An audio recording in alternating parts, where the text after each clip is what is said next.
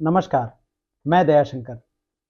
हम लगातार बात कर रहे हैं कि कैसे भारत एक लोकतांत्रिक देश से एक शासन वाली व्यवस्था में तब्दील होता जा रहा है। लगातार सरकार की ओर से ऐसी गतिविधियां की जा रही हैं, सरकार की ओर से ऐसी कार्रवाई की जा रही हैं जो विपक्ष को डराने वाली हैं। इस तरह से सरकार एजेंसियों का इस्तेमाल कर रही है, जिससे ये पता चलता है कि जो सरकार के सुर में गाएंगे केवल वही बचे रह जाएंगे। जो सरकार का विरोध करेंगे, भले ही वो किसी वक्त पर कितने ही प्रिय क्यों ना रहे हों, लेकिन उनके खिलाफ कोई नरमी नहीं बरती जाएगी। आज सबसे पहले बात सत्यपाल मलिक पर। जम्मू कश्मीर के पूर्व राज्यपाल सत्यपाल मलिक के घर सीबीआई की छापेमारी चल रही है। सत्यपाल मलिक उन चुनिंदा नेताओं में से हैं जिनके भारतीय राजनीति में लगभग सभी दलों से संबंध रहे हैं, लेकिन खास तौर पर भारतीय जनता पार्टी के साथ उनका एक लंबा जुड़ाव रहा है। भारतीय जनता पार्टी में शायद ही कोई ऐसा नेता हो जो उनसे परिचित ना हो, जिनके साथ उन्होंने राजनीति ना की हो। तो सवाल ये उठता है कि आखिर सत्यपाल मलिक क्या ऐसा सत्य कह रहे हैं जो सरकार को चुभता है।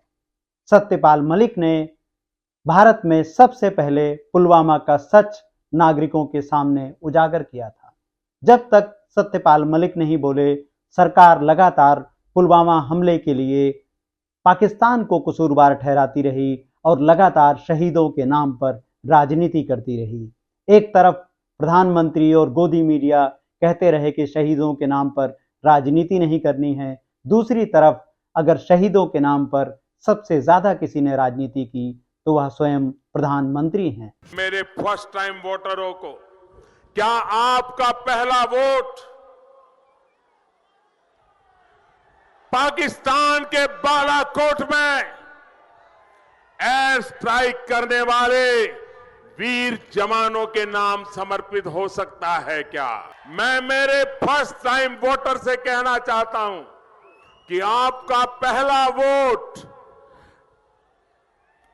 पुलवामा में जो वीर शहीद हुए, उन वीर शहीदों के नाम आपका वोट समर्पित हो सकता है क्या? पुलवामा का सच जैसे ही सत्यपाल मलिक ने उजागर किया और उन्होंने मीडिया के सामने इंटरव्यू देने शुरू किए, उसके बाद से ही उनको धमकियां देने की बात होने लगी, उन पर शिकंजा कसने की बात होने लगी और लगातार दबाव बनाने की कोशिशें, साजिशें जारी हैं। सत्यपाल मलिक की एक बात जरूर ध्यान से सुनिए कि उन्होंने कहा था कि उनको स्वयं प्रधानमंत्री ने चुप रहने के लिए कहा और वो नियमित अंतराल पर प्रधानमंत्री के सामने जम्मू कश्मीर के भ्रष्टाचार, पुलवामा से जुड़ी फाइलों की बातचीत का जिक्र करना चाहते थे, लेकिन हमेशा उनको चुप रहने के लिए कहा गया। लेकिन जब वो चुप नहीं रहे तो उनको सिस्टम ने उठाकर बाहर फेंक दिया गया और केवल बाहर नहीं फेंक दिया गया, सोशल मीडिया पर आप देखिए, आईटी सेल के दुष्प्रचार पर देखिए, सारे के सारे लोग इस किसानों के जमीनी नेता पर हमलावर हैं और लगातार उनको परेशान करने की कोशिश की जा रही है। आज एक ऐसे वक्त में जब चुनाव आ रहा है और सत्यपाल मलिक लगातार मुखरता से किसानों के मुद्दे उठा रहे हैं, सरकार की नाकामयाबी पर बात कर रहे हैं और एक ऐसे विपक्ष की बात कर रहे हैं जो इस तानाशाही को चुनौती दे, तो ऐसे वक्त में उनके घर पर छापेमारी की गई है। आपको गोदी मीडिया से सावधान रहना है। अगर आप गोदी मीडिया से सावधान नहीं रहेंगे तो कभी भी आप इस बात को नहीं समझ पाएंगे कि आज जिन नेताओं पर छापेमारी हो रही है, जिनको बदनाम करने की कोशिशें की जा रही हैं, उसकी वजह क्या है। आप देखिए, मीडिया ब्रेकिंग न्यूज की आड़ में चला रहा है कि सत्यपाल मलिक के ठिकानों पर छापेमारी, 30 से ज्यादा ठिकानों पर छापेमारी। सत्यपाल मलिक दिल्ली में एक छोटे आवास में रहते हैं, हम सब इस बात को जानते हैं, लेकिन कैसे एक दुष्प्रचार रचा जाता है जिससे बहुसंख्यक आबादी तक यह बताने की कोशिश की जाए कि कैसे सत्यपाल मलिक देशद्रोही हैं। देशद्रोही एक ऐसी शब्दावली है जो बीते 10 सालों में उन सभी लोगों पर इस्तेमाल की गई जिन्होंने सच का साथ दिया। तो एक बात सत्यपाल मलिक पर आज हमले की और दूसरी बात कांग्रेस पार्टी को लगातार परेशान करने की और चुनावी राजनीति से दूर करने की। कुछ दिन पहले ही कांग्रेस पार्टी के खाते सील किए जाने की खबर आई। आज कांग्रेस के कोषाध्यक्ष अजय माकन ने एक प्रेस कॉन्फ्रेंस करके जानकारी दी है कि कांग्रेस को 2018-19 के चंदे के मामले में नोटिस जारी किया गया है और 210 करोड़ रुपए की पेनाल्टी लगा दी गई है कि पॉलिटिकल पार्टीज इनकम टैक्स से एग्जेम्प्टेड होती हैं। जहां तक के इंडिविजुअल्स की बात है, मुझे पता चला है कि हमारे इनकम टैक्स डिपार्टमेंट्स और इवन फाइनेंस मिनिस्टर ने भी डीब्रीफिंग के दौरान कहा कि इनकम टैक्स तो देना पड़ेगा, हम भी देते हैं, हम सब लोग इनकम टैक्स देते हैं, खरगे जी भी इनकम टैक्स देते हैं, राहुल जी भी इनकम टैक्स देते हैं, हम सब इंडिविजुअल्स इनकम टैक्स देते हैं, लेकिन पॉलिटिकल पार्टी इनकम टैक्स नहीं देती। अगर आपको कंपेयर करना है तो भारतीय राष्ट्रीय कांग्रेस को भाजपा से कंपेयर करिए, दूसरी नेशनल पार्टी से कंपेयर करिए। क्या भाजपा ने आज तक के कभी भी इनकम टैक्स दिया? क्या भारतीय जनता पार्टी के ऊपर कभी भी पीनलाइज करके कभी भी इनकम टैक्स लिया गया? हम लोगों के पास में जो पैसा आता है, ये पैसा हमारी देश के राजनीति के लिए, डेमोक्रेसी को जिंदा रखने के लिए वो पैसा खर्च किया जाता है। ये इनकम नहीं है, कोई किसी की इनकम नहीं हो रही है। इसलिए पॉलिटिकल पार्टीज को हमेशा इनकम टैक्स से अलग रखा जाता है। हमेशा पॉलिटिकल पार्टीज इसी वजह से इनकम टैक्स एग्जेम्प्टेड होती हैं, हमेशा। भारतीय जनता पार्टी ने आज तक कभी भी पेनल्टी नहीं दी, भारतीय जनता पार्टी ने आज तक कभी भी इनकम टैक्स नहीं दिया, तो फिर कांग्रेस से क्यों मांगा जा रहा है? 210 करोड़ रुपए का हमारे ऊपर वसूली करी गई, 210 करोड़ की वसूली रखी गई। 142.83 करोड़, 142 करोड़ 83 लाख रुपए 2018-19 के अंदर कुल हमारे को सब लोगों ने मिलकर के पैसे हमारे पास में आए। कितने? 142 करोड़ 83 लाख, 142.83 करोड़। 142.83 करोड़ में से सिर्फ 14 लाख 49,000, 14.49 लाख सिर्फ हमारे एक्स एमएलएज और एक्स एमपीज ने अपना एक महीने का अपना उन लोगों ने जो उनको मिलता है, मेहताना मिलता है, उस पैसे को उन्होंने दिया, जिसमें वेणुगोपाल जी ने भी उस वक्त 1,08,000 रुपया हमारी मनमोहन सिंह जी की कमेटी के हिसाब से दिया। ऐसे पूरी लिस्ट है कि जिन लोगों ने उस वक्त पैसे अपना एक महीने की तनख्वाह सिर्फ दी। और 142.83 करोड़ में से सिर्फ 14 लाख रुपए कैश में आने की वजह से 210 करोड़ की पेनल्टी लगा दी गई।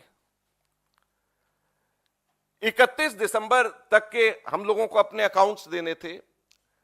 31 दिसंबर की जगह 2 फरवरी को अकाउंट दिया गया, इसलिए सारे के सारे पैसे को उसके इनकम टैक्स के से हटा करके 210 करोड़ की पेनल्टी लगा दी गई। कभी भी आज तक ऐसा नहीं होता। अब दूसरा सबसे बड़ा प्रश्न टाइमिंग का होता है। 2 फरवरी 2019 को हम लोगों ने ये सबमिट किया है। अब क्या है? फरवरी 2024, 5 वर्ष। तो 5 वर्ष के बाद में अब जाकर के सरकार, अब जाकर के इनकम टैक्स डिपार्टमेंट, जब एक हफ्ते के बाद में नोटिफिकेशन आने वाला है, अब जाकर के वो जागी है और जाग करके वो हमारे सारे बैंक अकाउंट में से पैसे निकाल करके सरकार ले रही है। ये कहां का न्याय? पूरी तरीके से सरकार की ये कोशिश है कि कांग्रेस पार्टी को पूरी तरीके से पंगु कर दिया जाए, क्रिपल कर दिया जाए, फाइनेंशियली, इकोनॉमिकली, आर्थिक तौर के ऊपर। पूरी कोशिश है कि सरकार की पूरी कोशिश है कि कांग्रेस पार्टी को आर्थिक तौर के ऊपर पंगु कर दिया जाए, क्रिपल कर दिया जाए, ताकि हम लोग इलेक्शंस नहीं लड़ पाए।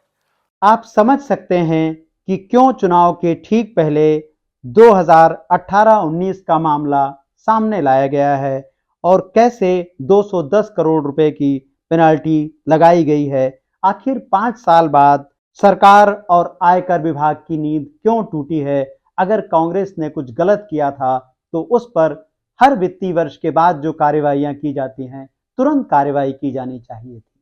लेकिन चुनाव के ठीक पहले देश की सबसे बड़ी विपक्षी पार्टी पर यह हमला बताता है कि सरकार की नीयत ठीक नहीं है चुनाव को लेकर।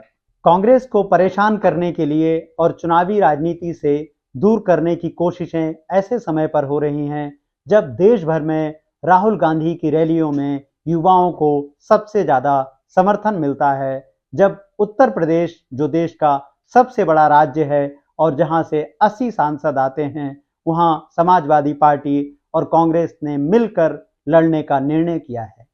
आप ध्यान दीजिए, यह फैसला कल ही आया है और आज कांग्रेस के ऊपर इस आर्थिक दंड की घोषणा हुई है, इस पेनल्टी की घोषणा हुई है। तो आप समझिए कि सरकार परेशान है।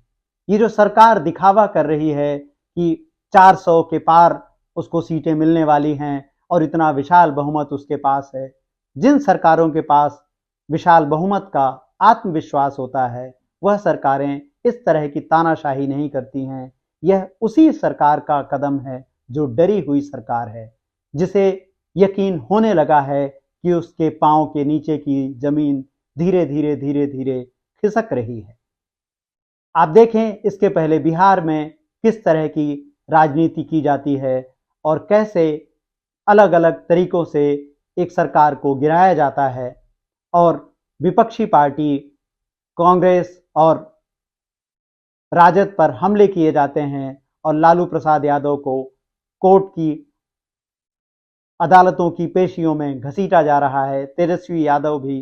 तो जाहिर है सरकार विपक्ष से सीधे नहीं लड़ना चाहती, अपने धन बल और एजेंसियों की ताकत पर उसे कहीं ज्यादा भरोसा है। एक और, जब भारत में चुनाव होने जा रहे हैं, आपको याद दिलाता चलूं कि इसी जनवरी में हमारे पड़ोसी देश बांग्लादेश में भी चुनाव संपन्न हुए और बांग्लादेश की प्रधानमंत्री शेख हसीना ने जनवरी में लगातार चौथी जीत हासिल की है। इस जीत में केवल 40% मतदान हुआ है। मुख्य विपक्षी पार्टी बीएनपी ने चुनाव का बहिष्कार किया था। बीबीसी और ह्यूमन राइट वॉच की रिपोर्ट बताती है कि 28 अक्टूबर 2023 को एक रैली में हिंसा के मामले में 10,000 लोगों को गिरफ्तार किया गया था। शेख हसीना पर आरोप हैं कि उन्होंने जेलों को विरोधियों से भर दिया है। एक पार्टी की शासन व्यवस्था स्थापित होने की आशंका है। लगातार चौथा कार्यकाल शेख हसीना को मिला है, लेकिन वहां पर मीडिया और विपक्षी पार्टियों की क्या स्थिति है आप समझ सकते हैं। तो यह जनादेश मिलना जरूरी नहीं है, यह लोकतंत्र का समावेशी होना जरूरी है। आज भारत को हम बांग्लादेश के रास्ते पर बढ़ता हुआ देख सकते हैं। जिस तरह से बांग्लादेश ने पूरे चुनाव के वक्त, चुनाव से पहले, चुनाव के दौरान विपक्षियों को जेल में ठूसा, उन पर तरह तरह के आरोप लगाए और आर्थिक विकास की दुहाई देकर लोकतंत्र पर एक पार्टी का कब्जा होने की तरफ शेख हसीना बढ़ रही हैं, ठीक वैसी ही कोशिशें भारत में हमको होते हुए दिख रही हैं। इसलिए भारतीय लोकतंत्र का सजग रहना जरूरी है। सजग रहना जरूरी है न्यायपालिका का, सजग रहना जरूरी है विपक्ष का, और सबसे ज्यादा जिम्मेदारी नागरिकों की है। क्योंकि बहुत संभव है, जिस तरह सत्यपाल मलिक पर छापेमारी की जा रही है, जिस तरह कांग्रेस के अकाउंट फ्रीज किए जा रहे हैं, जिस तरह कांग्रेस के नेताओं पर मुकदमे थोपे जा रहे हैं, चुनाव के पहले विपक्ष आपको जेल में दिख सकता है। इसलिए फैसला आपको करना है, लोकतंत्र आपको बचाना है। आपको चुनना होगा कि आप तानाशाही चाहते हैं या वो संविधान और लोकतंत्र चाहते हैं जिसके लिए लाखों हिंदुस्तानियों ने कुर्बानियां दी थी, और ये लोकतंत्र उन्हीं कुर्बानियों की बदौलत जिंदा है। हमारे वीडियो को लाइक करें, सब्सक्राइब करें और नागरिक आवाज़ों को बुलंद करें।